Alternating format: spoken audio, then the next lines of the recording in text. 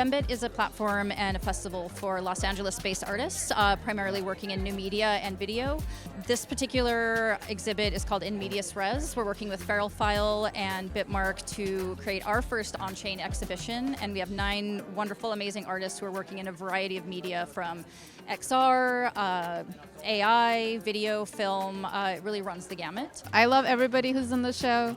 I love that it's LA focused. I think when people say like FEMMEBIT, it sounds like it's only a female perspective, but I think it's a bigger perspective. It's just being used as a word for a bigger perspective, which is so exciting, always exciting.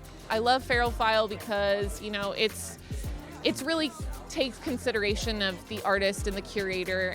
I'm really at a unique place right now with my artwork, so I'm really excited to share how I'm making it, my process. I've been working with FEMMEBIT for quite a few years, and I'm just super excited to be in this show. I really respect a lot of the artists who we're showing with. We're focusing a lot on diversity of media, diversity of voices, but primarily honing in on themes of Los Angeles, from landscape to Hollywood, and everything in between.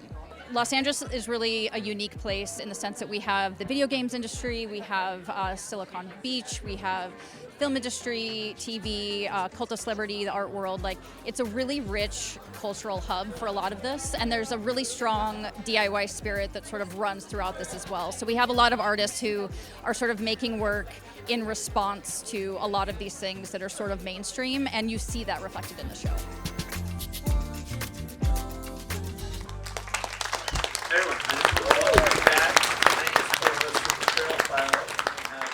Parsons of FEMMEBIT, who's speaking with 2 artists. Just in case for an upcoming show, and please help me in welcoming them here.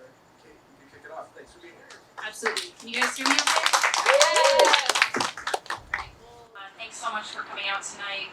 Special thanks to Cody and NFTuesdays for inviting us to be here, to the Feral File and Bitmark team for hosting and supporting us throughout all of this. We're very excited to be here and share this special exhibition with you all. I'm going to give you a sneak peek into some of the work that's in the show before it drops on the 17th, so get excited.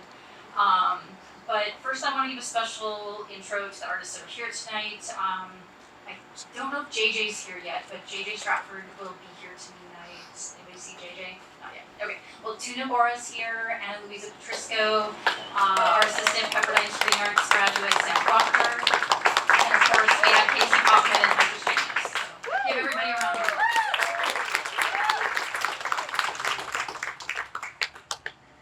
Perfect. Okay. So we have a great discussion planned for you tonight, but I also wanted to give you an introduction to FEMMEBIT, our history, our goals. This is kind of a resurgence for us. We haven't really done a whole lot in the last couple years, pandemic related. So my name is Kate Parsons. I'm an artist. I'm an assistant professor at Pepperdine University, and I'm the founder of Float, an XR studio based here in LA. I'm also working on an artist residency in rural Montana called Outer Echoes. I co-founded FEMMEBIT in 2015 with this lovely team here. So actually we have Sharsten right here. Sharsten, wave. Really excited to have Sharsten here. Goes clear back to 2015. So I'm also the curator of this show along with my friend Janna Avner. Sadly, Janna couldn't be here tonight. She has COVID, so send good vibes her way. But she sends her love and well wishes. Both of us would like to give a shout out to all of the members of FEMMEBIT, past and present. Yes. Alright, so for those of you that don't know, FEMMEBIT's a festival based in Los Angeles and celebrating Los Angeles. It's a platform, it's a public forum. We're really dedicated to highlighting purveyors of video art and really any new technologies. As a celebration that includes curated programs, symposiums, screenings, and exhibitions, we highlight today's society at large with an ever-changing medium. This platform investigates how artists working with and between technologies enable progressive ideas to be born through active creation, and how we as proponents of these fields must work together to shape, share, and grow a future receptive to progress. So I initially had the idea for a sort of women-centric video art festival back in graduate school at UCLA in 2014.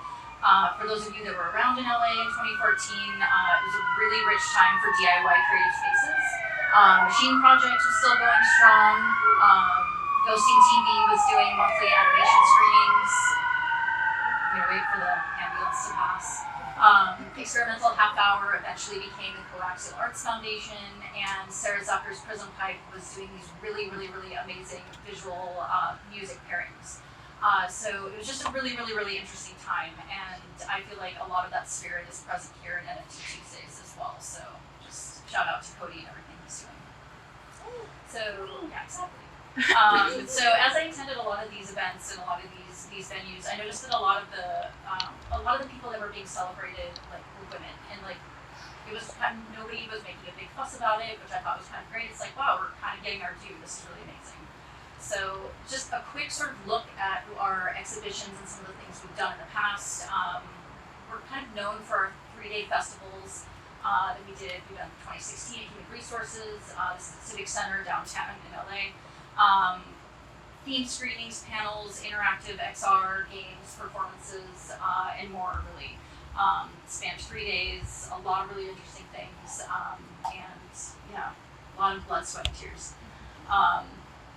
So we've had residencies with Dub Lab, the Standard in downtown LA, and we've been included in LACMA's Muse Till Midnight happenings. We've been featured guests and featured artists at different art fairs, and we've had work shown with Standard Vision downtown. And so like many of us here during the pandemic, we streamed different Zoom discussions, we were in online galleries, we did screenings and different things on Twitch. We actually hosted part of your MFA thesis, which was really exciting, one of the cooler things that we did. We also received grant funding from Media the Foundation to partner with Dub Lab. This was a really incredible thing that we did, sort of a visual music event that streamed live on their site. So, our current exhibition. In Media Res is a really exciting exhibition near and dear to our heart. It's our first on-chain exhibition that we've ever done. It's 9 artists from LA or LA adjacent, feminist, post-cyberfeminist artists who reimagine celluloid-based media for the decentralized realm of Life 3.0. You can thank Janna for that line. Very good. So we're proud to present works by Tuna Bora, Petra Cortright, Huntress Janos, Casey Kauffmann, Wednesday Kim, Luisa Petrisko, Ellie Pritts, Eve-Lauryn LaFountain, and JJ Stratford. The artworks in this exhibition reflect today's digital uprootedness from time-based narratives of the silver screen to invoke liminal spaces of belonging. The exhibition takes its name from the narrative device in medias res. This is a Latin term that defined as into the midst of things. The 9 artists in the exhibition invite us to engage with the heart of their stories, wherein they explore their personal relationships to LA as they negotiate daily life in relation to Hollywood and society at large. The artists selected for the exhibition have rigorous art practices in film, digital art, and internet culture. These artists reinterpret the visual mainstays of LA from personal, multicultural, dreamlike, queer, decentralized, and other alternative histories to explain LA far better than Hollywood's palm-dappled, Barbie-esque ideations. They've also collectively chosen to create 33 pieces of art. As an angel number in numerology, 33 is associated with artistic expression and creativity, and is also linked to collaboration and the importance of community. As a city of angels, LA is comprised of thriving artistic scenes fed by the TV and film industry, the games industry, the art world, the cult of celebrity, and really wide range of mediums and narrative expressions in this exhibition are kind of a testament to that. Analog video, film, animation, AI, game engines, XR, all of this really reflect the artist's navigations through LA's various creative industries. And I think despite its competitive nature, LA is home to an extraordinary collaborative spirit without which FEMMEBIT and NFTuesdays, I think, too, would not exist. So the artists have created often painstakingly bespoke one-of-ones in a variety of media. Again, like I said, it's our first foray into on-chain art, and we're really excited to be doing it with Feral File, one of the most well-respected platforms around. Yeah, exactly. The curated NFT exhibition opens August 17th as sort of a preview. And then, I know, so soon. And then with collecting taking place for a 24-hour period on August 24th.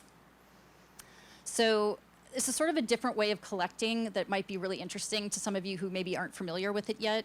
We're only the second show opening on sort of a Feral File 2.0. So this offers a different way of purchasing NFTs and on-chain work and collecting work, it's collected in sets rather than individually. So it's all guided by the curatorial vision of the show itself. And when you buy it, you'll be buying, instead of one piece from every artist, you'll be buying the whole entire set. So in a way, you're getting a unique piece of the show, and you're getting something that also creates kind of an equitable ecosystem. Each artist takes an equal split of what's sold. So every artist, every single piece of artwork is unique, and therefore so is every set.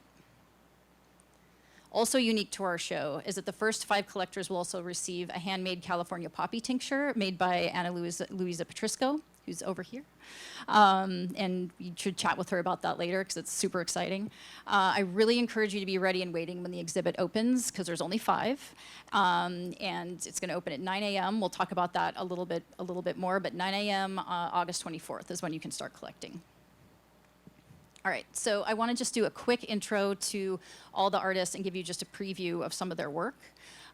First off, we have Tuna Bora, who's also here. Yes.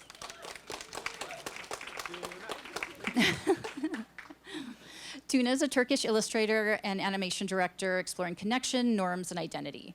They are the award-winning production designer of Pearl VR and creator-director of Little Red AR on the Wonderscope app.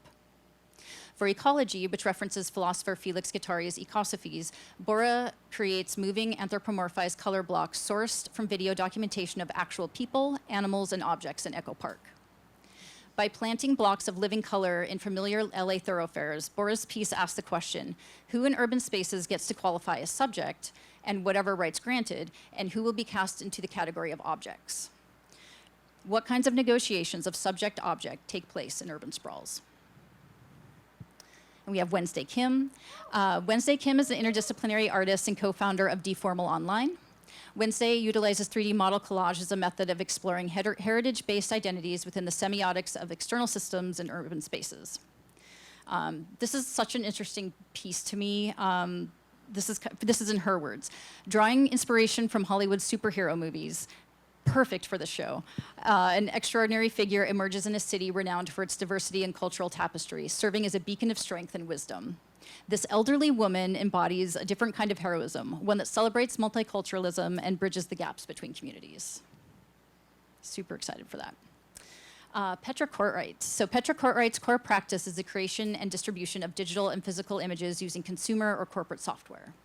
She became renowned for making self-portrait videos that use her computer's webcam and default effects tools.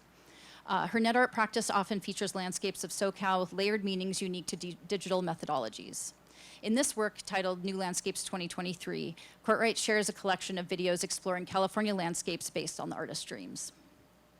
Luisa Petrisko works in video, performance, sound, installation, textiles, virtual reality, and interactive media. Her art is invested in the sacred as much as it is interested in technological speculation, exploring future and ancient ideas at a non-linear tempo. Petrisko's Allure of the Poppy takes place in the California poppy fields and riffs on Southern California colors to instigate alternative spaces of heritage and belonging.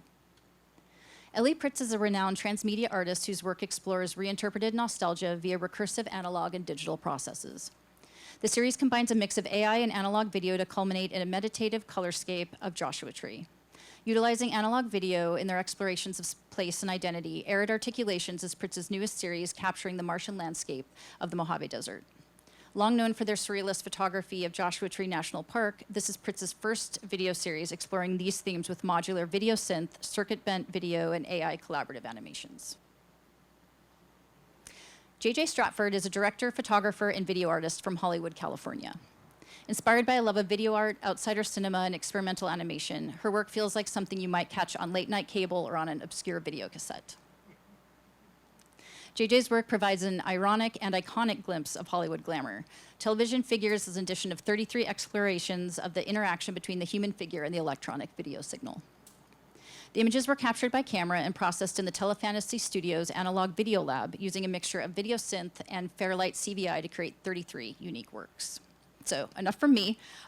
Let's move into the next portion of the presentation, which is really talking to some of the artists and having them talk about their work and just having kind of a little bit of a open discussion. Eve-Lauryn LaFountain was supposed to join us in person and sadly couldn't. So she provided us a video recording that I'll play for you here in just a sec. As a quick intro, Eve's an enrolled member of the Turtle Mountain Band of Chippewa and is a multimedia artist, filmmaker, and educator. Her work explores identity, history, indigenous futurism, feminist, ghosts, magic, and her mixed Native American and Jewish heritage through lens-based media and installations.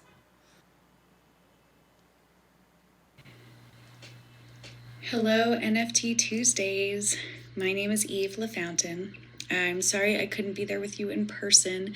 I'm in Santa Fe, New Mexico, where I'm currently living, and I have a brand new baby. So I couldn't travel today to be there with you, but thank you so much, Cody, for hosting us this evening and for bringing me personally into the NFT world. I am so honored to be a part of the FEMMEBIT and Medias Res show on Feral File. Thank you so much to Kate and Janna for including me in this powerhouse group of artists. The work that I'm presenting in the show is part of my ongoing project Wabanishimo, She Dances Till Daylight. This work has evolved and taken many forms. It began as an exploration of time-lapse 16mm film shot on a Bolex intervalometer over the course of several years in and around Los Angeles and Southern California. The work is an invocation of spirits, a mapping of celestial pathways, and a document of rivers of car lights and shooting stars made from airplanes and fireworks. I began this work in 2013.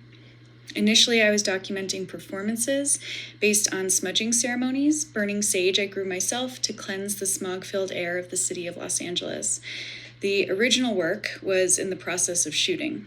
So each shot took several hours as the intervalometer shoots a single frame at certain intervals.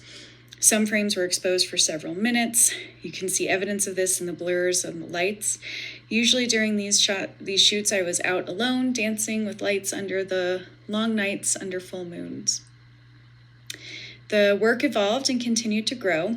It's been shown as a 16mm film, physical film loop installations, video installations, and now it's moved onto the blockchain and has become this series of 33 NFT videos. Each translation of the work allows me to explore different aspects and elements. These are selections from the photographs that I also made for the project. These photographs were made using a 4x5 large format film camera with long and multiple exposures. I shot them at the same time as I was shooting the motion picture film. The prints themselves are 40 by 50 inches, and the originals were all hand printed by me in the darkroom.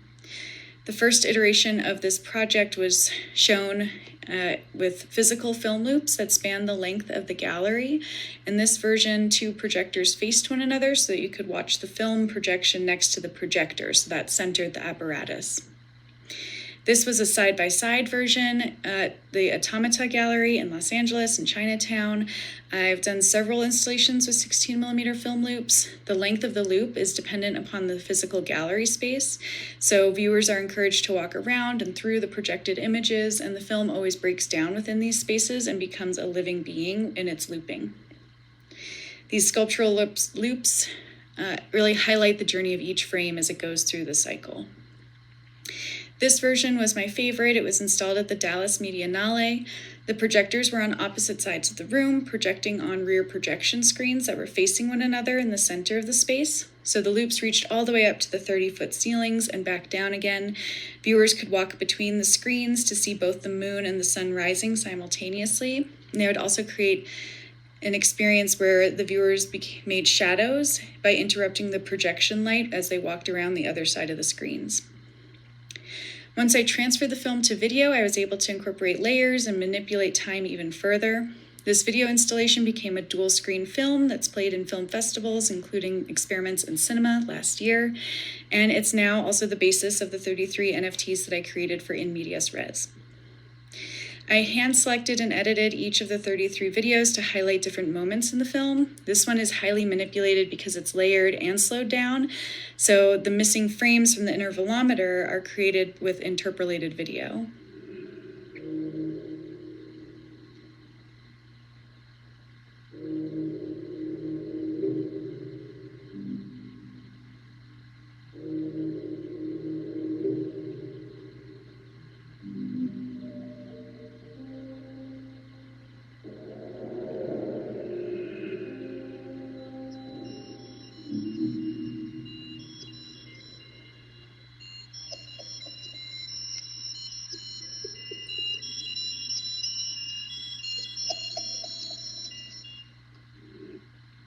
In this one, I was able to show the patterns created by long exposures of the movements of the moon in the night sky.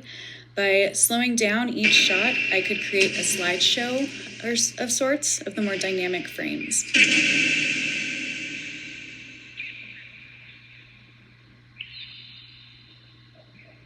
So each of these is created by the moon.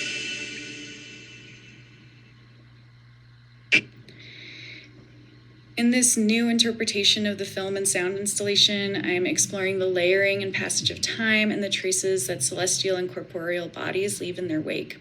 These vignettes were originally shot on 16mm film, then transferred to digital video, and then made into these NFTs, blurring the lines between the analog and the ethereal. The sound was composed by my partner and collaborator, John Almaraz.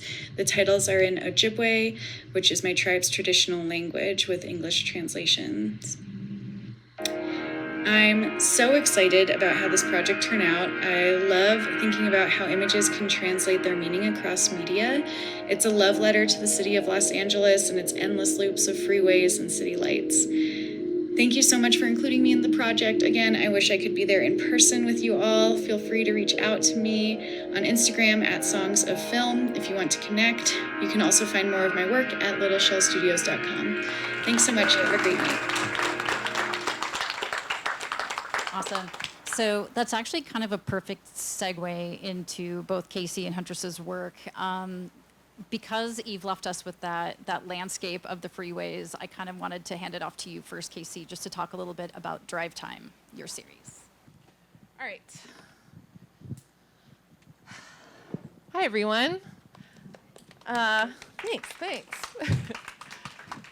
So, like Kate said, my name is Casey Kauffmann. My pronouns are she, hers, and I am an interdisciplinary artist. I'm mostly a digital collage artist, and I'm from the San Fernando Valley. So I just had to include this image because it's just such an LA deep cut. Actually, I met Dina a while back, and we were talking about being from LA, and I referenced Silver Bikini Lady, and she knew who I was talking about. So I was like, that's legit. So this is probably like the best picture of me that's ever been taken. Never will top it. But this is me with my favorite Venice Beach street performer, Silver Bikini Lady. And another reason to include it is because, like, I just feel like my aesthetics and interests really haven't changed that much since then, you know? She's really my vibe. So, yeah, I just also want to say, like, if you guys want to raise your hand and ask questions or make comments, that's great. I like that. We can do it. There we go. Okay. All right, so my piece for In Media Res is called Drive Time. And this video collage piece, for it, I just compiled like a bunch of footage of me driving on the freeways in Los Angeles, and that really kind of serves as the foundation for these 33 unique editions. And a lot of what this work is about is me sort of exploring the diverse terrain of the LA neighborhoods I've called home. So that includes the San Fernando Valley, the South Bay, Hollywood, and East LA, but like mostly El Sereno. And I really wanted to dig into this idea of lived experience. And so a lot of the, materials that I've used here really include some very personal iconography. And that, applies to both the found and original material I've used here. And most of the time my work, my digital collage work, is mostly found material, but the work that I've created for the show is probably the most personal work I've ever made because I just love this city so much, and it's definitely the most site-specific work that I've ever made. So rather than do my artist statement elevator pitch for you all, I thought it would be much more fun to kind of talk about the stories behind these images as a way to describe the conceptual intent behind the work. And what I'll be showing are just short little GIFs, little snippets of these 40-second works, which you can find for real on FaroFile. So just to give you guys some background about me as an LA person, and how I became the artist that I am. I have 3 sisters, and my mom is a pageant queen from the Valley. She was Queen of Queens in the Hollywood Parade. And my dad is definitely like woo-woo hippie guy, but he also made Barbie commercials for 30 years. But he also read me Animal Farm when I was 9 and taught me about communism. So he's a great guy. So I definitely have had like big femme energy my whole life surrounding me, but with that critical eye, thanks to my dad. But this first piece that I'm going to talk about really is kind of mostly related to my experiences with my mom. So my mom really taught me to exalt fame and beauty. And she really raised me on classic films. So if you look in this bottom left-hand corner, you'll see Norma Desmond from Sunset Boulevard, the like most iconic classic film about LA, and definitely one of my favorites. And then I wanted to show this piece so I could talk about this purple wall you're seeing back here. That is the back of Sir Lounge, which is a reference to Vanderpump Rules, a reality show on Bravo. I don't know if you've heard of it, but it's really special to me. And I just feel like Vanderpump Rules is the perfect illustration of the disillusioned LA transplant dream. It's about this restaurant in West Hollywood and all these young, hot people who come here, and they hope to become famous LA actors, and instead they become famous reality TV stars, and they're mostly known for fighting in this back alley and fucking each other, and and you know, suffering from endlessly expanding egos. And I just really highly recommend it, and I just feel like it's such a perfect illustration of what happens to many people who come to LA.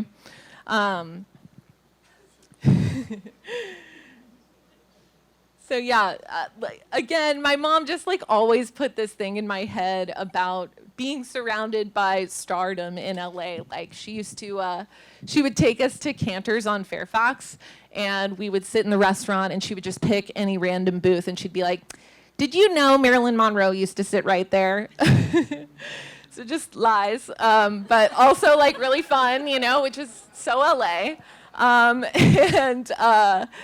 And another thing, again, related to my mom, that appears in many editions of Drive Time are these billboards of Angeline. Do you guys know who Angeline is?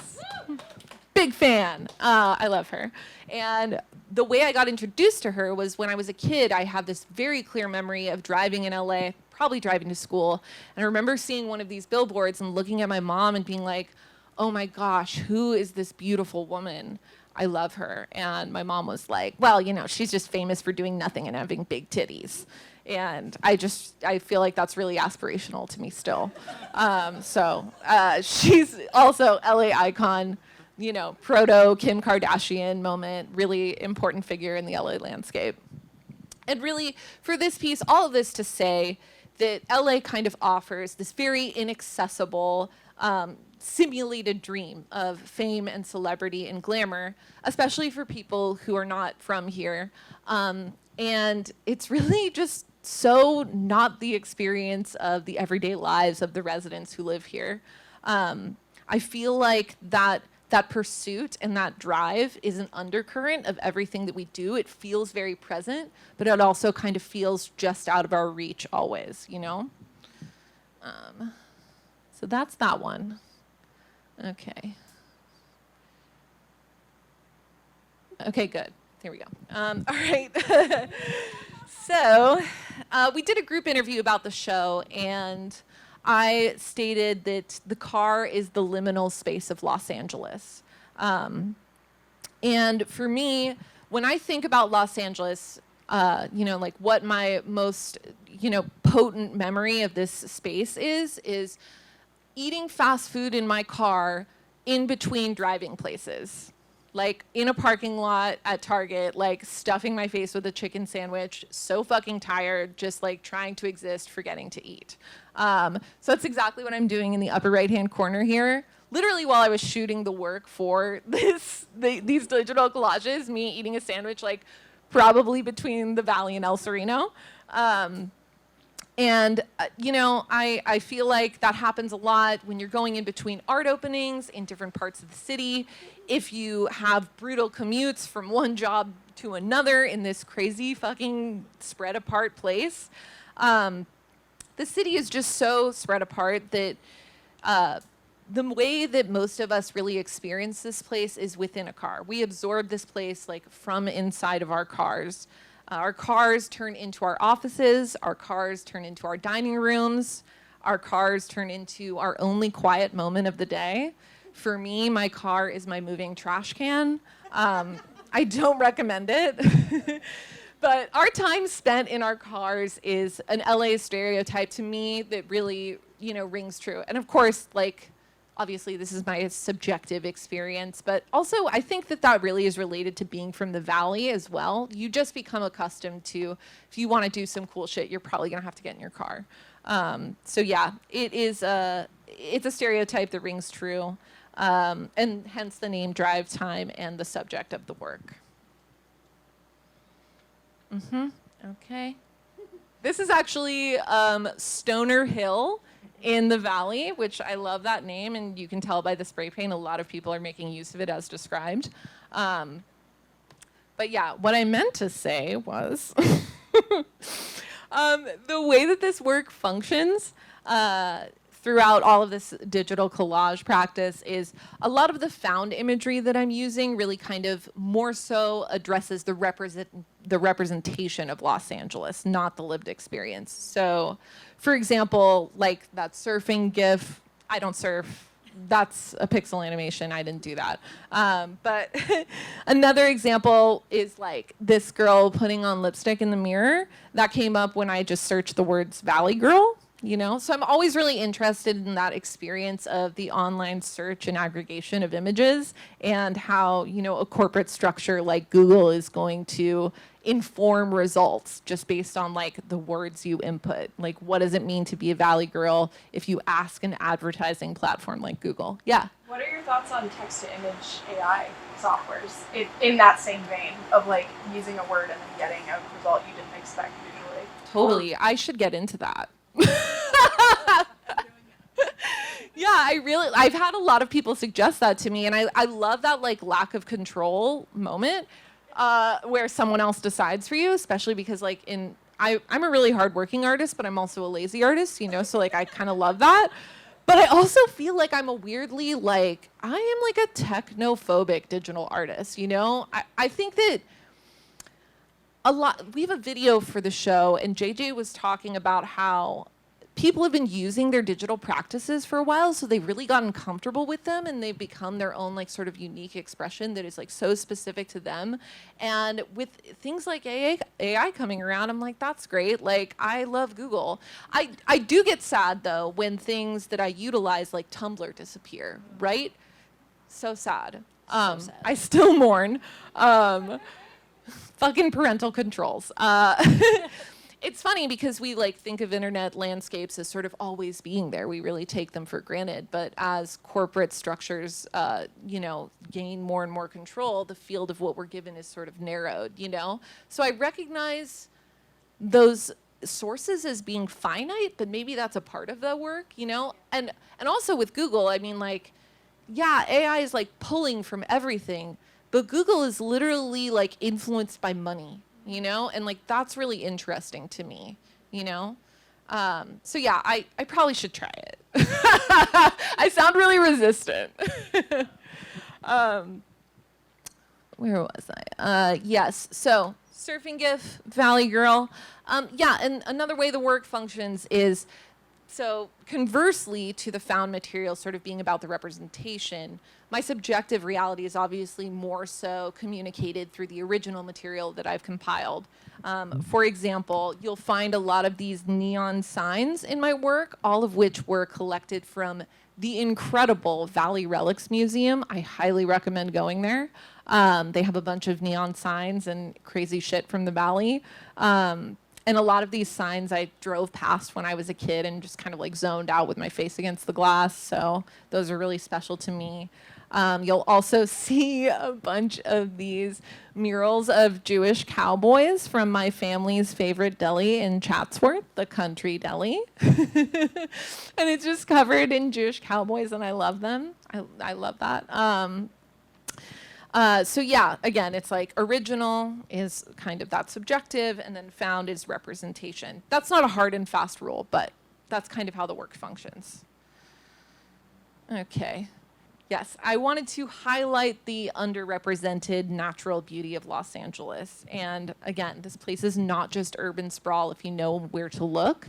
And when I think about this, I really think about how, like, Los Angeles is not a tourist city. You know, people come here to visit and they're like, let's go to Hollywood. And then they're like, oh my God, there's poop in the streets. Like, you know, and I just really feel like this place is fucking amazing if you take the time to invest in community here. And that really comes from the city being so sort of like spread apart. And there's so many different worlds for you to dive into when you really take that time to understand it. And you also get to know places like this hill is Ascot Hills Park, and it's in El Sereno. It was my favorite pandemic hike. And it's just kind of like in the middle of El Sereno in just this totally unexpected place surrounded by houses. And you walk up the hill and you just see this incredible view of downtown LA. And you turn around and there's East LA. And it's just really beautiful and unexpected. And I just feel like there's so many like beautiful pockets like that here. So I really wanted to highlight that because that's not what people think of when they think of LA. But I think it's such a naturally beautiful place. And I think the combination of grit and palm tree is like my favorite aesthetic, you know? So yeah, definitely wanted to highlight that natural beauty. Okay, and another element that of course I had to include was all of the Hollywood socialites that I totally idolized in the early 2000s. So that includes people like Lindsay Lohan, who you'll see here, and Paris Hilton. And people, you know, of course, look at these figures as being surface, you know, or frivolous. But to me, these women have completely shaped my sense of humor and my sense of tragedy as a visual artist. They're really important to me. I'm not joking. Do not laugh at that. No, it's okay. You can laugh. But yeah, my family, reality television, social media, these are the things that have really contributed to my perspective on femme-coded culture, which has come to be the real cornerstone of all of my artistic practice. And lastly, for this piece, if you look at the bottom right-hand corner, you know, what would a commentary about LA be without overpriced green juice? Had to include some Erewhon. The whole point and hope of this work is to blend these personal and universal elements. And that goal leads to me juxtaposing the perceived glitz and glamour of this place with the unpolished beauty, and that unpolished beauty is inherently understood and appreciated by the residents here. And with all of my work, I think a lot of artists work this way, but we all are interested in the push and pull between binaries. And I really am interested in the chasm between representation and reality, and the difference between lived and performed experience. So that's what the work is about, and I could just go on, but because they are maximalists, but that's it. Thank you so much. All right. I mean, I have a ton of questions, but we'll save that to the end. Yeah. But yeah, let's talk to Huntress a little bit about. Do you want to switch? How do you feel? I'm okay. Okay. Hello, everybody. Thanks so much for sharing that. I'm happy to be here. Thank you, FEMMEBIT and Ferrophile and NFTuesday and El Cid for having me. Thanks all for coming. I am Huntrezz Janos. Can we pull up the... There's my name. I am a digital creator, and I work with a variety of technologies, but a lot of the time I'll use 3D graphics. So I am native to the video game space and the VR, AR dimensions, and I consider myself to be a transcorporeal entity. I am a trans woman, she, her, and I exist through a variety of avatars that I create online in a myriad of different sites and locations throughout the internet. And I am also an Angelino, born and raised here in Los Angeles, California. I am currently based in Lincoln Heights, not too far from here in LA, and I have been building infrastructure that is off-grid infrastructure. So I run my supercomputer that I built off the grid, off solar power, and that has a lot to do with the content that I create. So it's solar-powered digital art, and the themes that are in there also contain, maybe you can see the little panels fading into the background here, but kind of a solar punk, cyberpunk vibe. The show this is a show of feminist and cyber-feminist artists, and I'm very happy to be included in such a wonderful group of artists. I have been a fan of FEMMEBIT and the artists that they've worked with in the past, so I'm happy to be in their newest collection here. We're very happy to have you. I am always focused on intersectionality, sustainability, and also the relationship between reality and perception. This work is born from the environment of Los Angeles, not only because I used regenerative technologies in order to make it, but also because I am a product of my environment here in Los Angeles. And I am very much entrenched in the queer community here, and as well as the artistic community. This is not my first NFTuesday either. I've been here to a bunch of shows here, and I am very much into where digital art is going these days, especially because I feel so empowered by my capabilities to exist as other beings. And so this piece here is called Feral Femme Huntress, or it is one of 33 one-minute videos, each containing a unique version of this avatar, where I change the colorization, and the avatar is wearing a face mask there. That face mask is my toothed face mask that I also have a 3D print of. That it's like a wearable 3D print. But Feral Femme Huntress is here wearing that, and bat wings and shoes that I designed. And I designed the whole character to kind of be like me. And she, in every animation of the 33 pieces that are in this show, is in a different pose, different colorization, and is activating different forms of magics in different environments. Can you hit the next slide? the frame that you see that's generated, each piece has a unique text to image frame that I've made. So there is a mix of 3D graphics and generative image making. I also tossed it into a generated room there, just to give it some space. But if you hit the slide again, then it should pop up with a bunch of other ones that you can click. There they are. And again, each one is 1 minute long and has uniqueness to them. And they're all themed around this solar world that we're entering.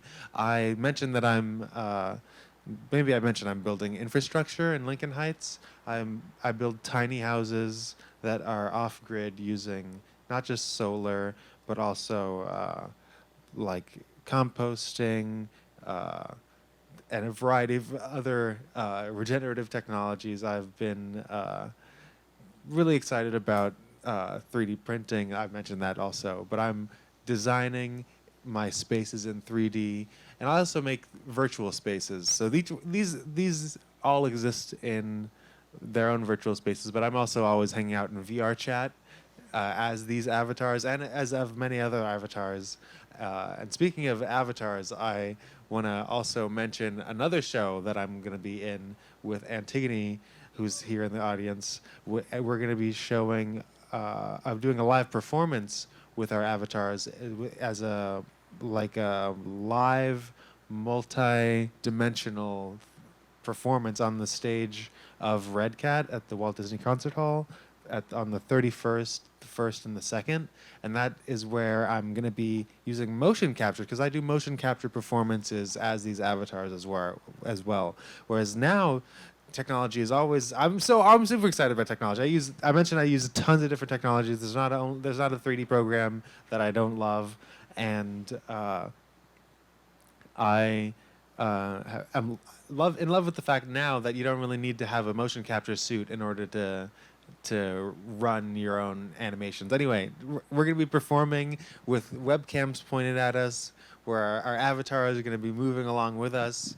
It's not this avatar, because this avatar is unique to this piece. But like I said, I make tons of different avatars, and this one is me. I mean, I hope y'all enjoyed, I don't know, my little chat there. That's it. Absolutely. No, that's perfect. Like I said, I have a lot of questions for both of you. A lot of things that we've kind of touched on in the video, and things that kind of just come to mind now. But just because I'm aware of time, I kind of want to just throw this out to the audience too. Are there any questions for the artists or? Yes, you can. I'm curious, like, do you have any pictures of your setup Of my computer? I don't know, because I'm just imagining this solar powered supercomputer. Yeah, you can see some of the. If you go to the next slide here,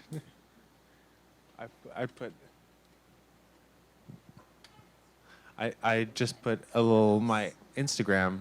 If you want, I only shared the artwork images of this piece, but on my Instagram you can see my solar array, and my computer is. I didn't do that great of a job with wire cleanup. I don't know if anybody has ever built a computer, but my wires are just everywhere, so it just looks like a mess. So I could show what my computer looks like, but but maybe in private, because I'm embarrassed that I didn't clean up the wires.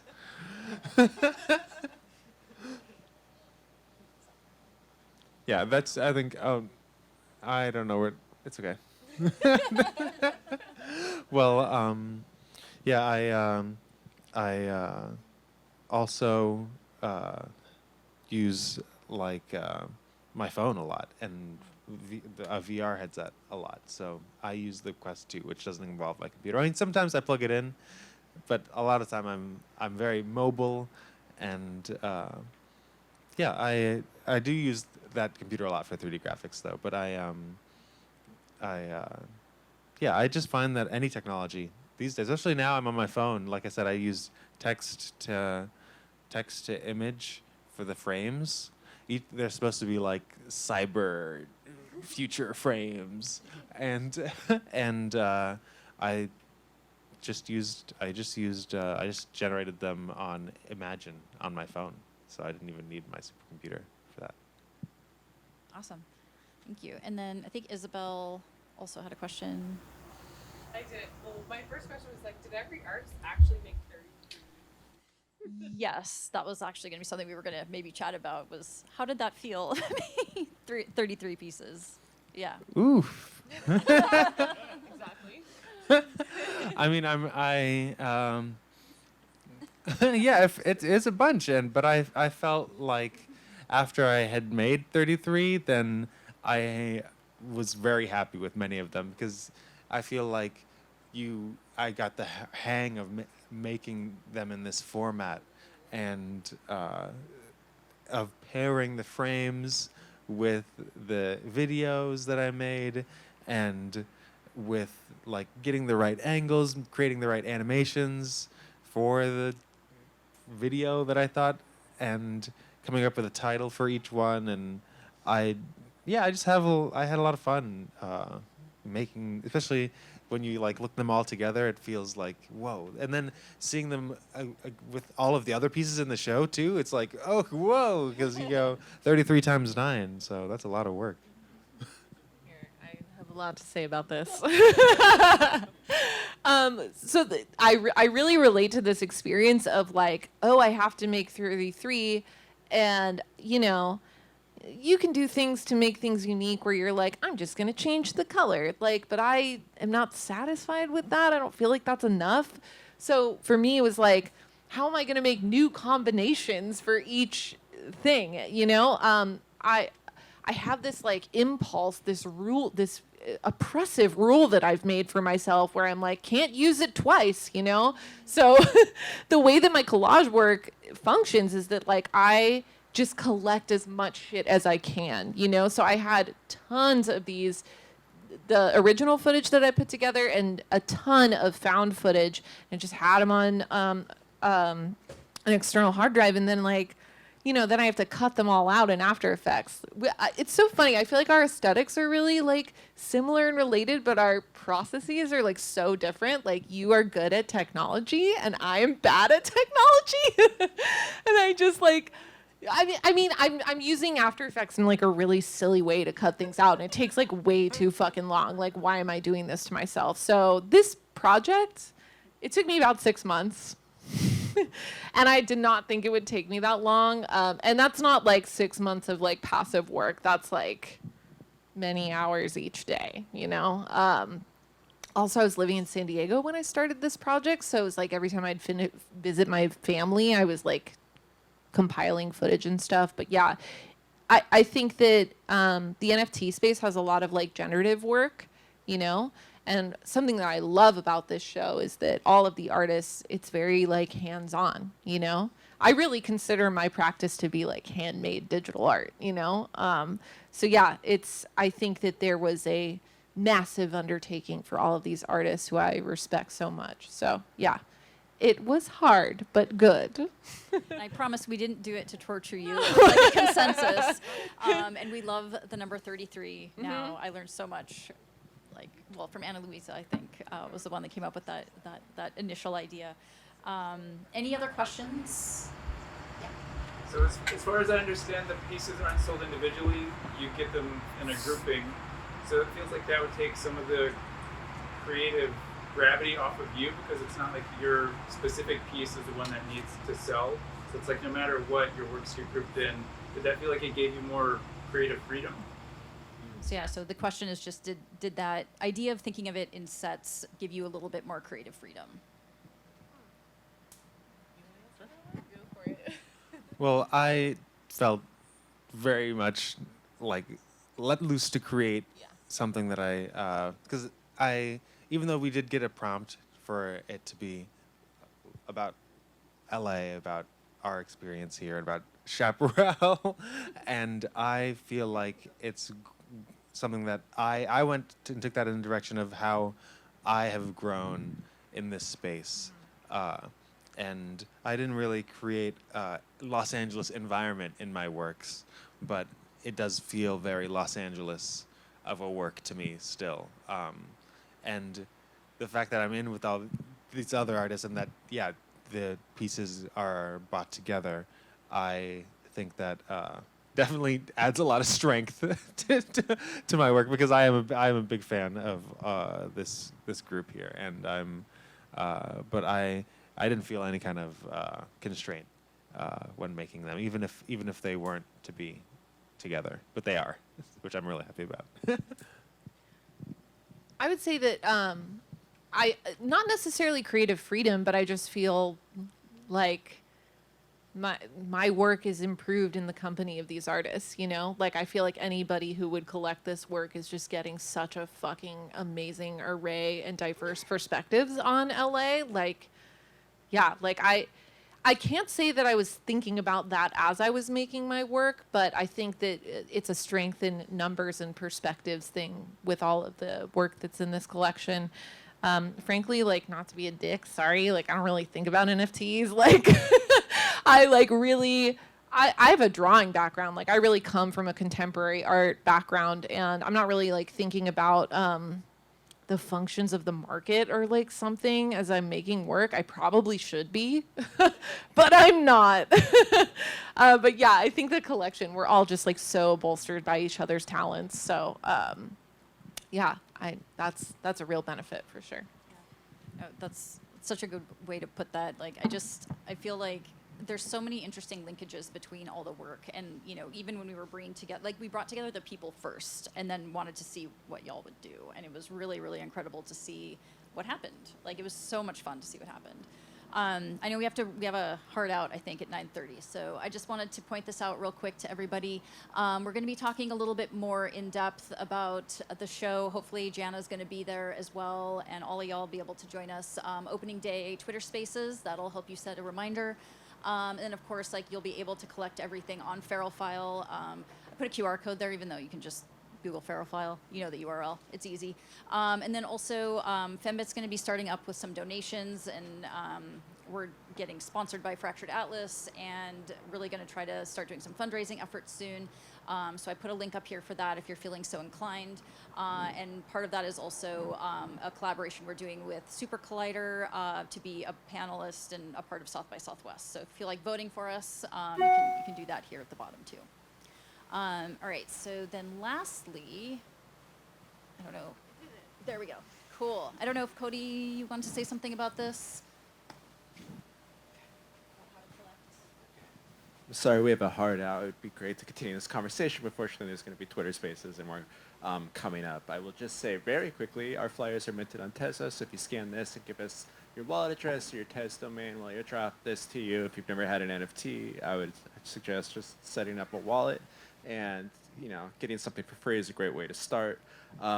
Before we wrap up, I also want to point out that Sean is here with Feral File, and Michael. I don't know where you are, Michael, but if you guys put your hands up, you should speak to them as well. Michael flew down, and Sean drove up from down south. I'm Cody. Our co-director, Dina, is over there. If it's your first time, please say hi. Next week, we will be here, and I just want to thank you all, of course, for being here and sharing the show with us. I'll let you wrap it up, Kate. Thank you so much. It's been great to be out here and just talk to you all about everything, and we just really appreciate the support from Feral File, from Bitmark, from all of y'all, from NFT Tuesdays. Just, you know, please check out the show. We're really excited about everything we're doing, and please talk to the artists afterwards too. There's over half of us are here, so thanks so much.